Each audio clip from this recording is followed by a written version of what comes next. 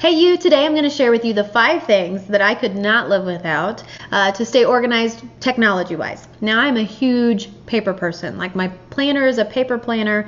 I make to-do lists. I write things out on notepads. But there are some things, 5 things to be exact, that I cannot live without technology-wise. The very first thing is email. Now I know we all know what email is, but I actually use email to help me stay organized.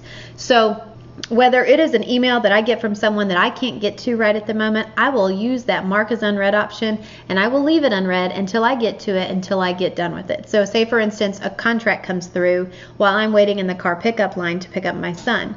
Well, I will sit there and I may read over it right there because I have the time, but I have to print it out and I have to sign it and I have to send it back. A lot of times, if I would leave that unread, I may not ever think about it again, or I may miss the due date or the deadline or whatever it may be. So I mark it as unread, and then the very next important thing is I sort my emails by unread.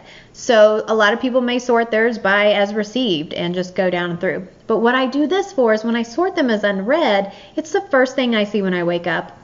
Well, not when I wake up, but it's the first thing I see when I log in to look at my email. And I look at it and it's almost like it's prioritized. So whether I'm talking about an email that somebody sends me that I need to get to, or sometimes I send myself emails. So if I'm laying in bed at night and I go, oh crap, I forgot to do this, or I really need to look into that, and then I don't have my paper planner next to me, or it's dark, or I don't have a pen, or whatever it is, I will quickly get on my phone, send myself an email with what it is that I'm wanting to remind myself about in the subject line. So when I see it when I wake up the next day, or whenever I'm ready to get to it, it's all right there.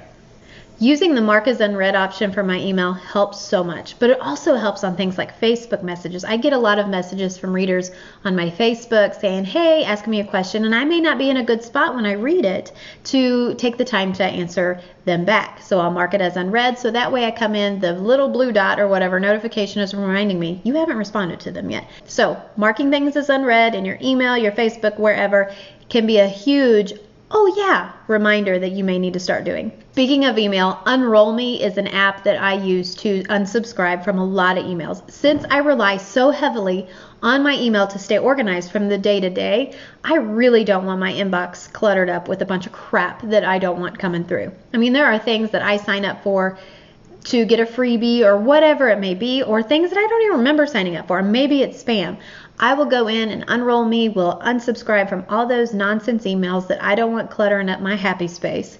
And it just helps me focus a little bit more on the important emails that do come through. So look into UnrollMe if you haven't yet, because that may be something you need to put in place too. Number 3, Trello. Trello has been a lifesaver for my work. Now, you can also use it for personal, and I think you'll absolutely love it. So Trello, I call it an online organization system. I don't know what the proper term for it is, but that's what I call it. There are boards and cards that you can keep track of things in. For instance, I keep my running to-do list in there. And my running to-do list may not be the things that I have to get to immediately, but it is the items that I may hear of Susie blogger doing and going, oh, I love how she uses that. I need to look into that one day when I have time. That goes on to my when I have time to-do list, and it's all stored right there when I find myself going, I have 15 minutes free that I need to do something with. What should I do? I go right to my to-do list in Trello, and it's all right there. It's all in a safe spot. Whereas I love making to-do lists on paper, but my kids can easily get a hold of it, draw all over it, I can lose it. So Trello is a safe place to store a lot of my thoughts. And what's great about it is I can communicate with others. So I work with virtual assistants on a lot of projects that I do. And we can communicate right there in Trello and keep track of files and old communications, and it's wonderful. So look into Trello if you don't already. Number 4 is the Notes app on my iPhone. I love this thing because if I'm out and about and I need to think of something that I need to keep track of, or if I create a new password and I don't have the place right with me to write it down to keep it safe and stored, I'll put it there temporarily, or whatever it may be. The Notes app can be a huge lifesaver when you need to make a quick note about something, even if it's temporary, to put it to a more permanent spot.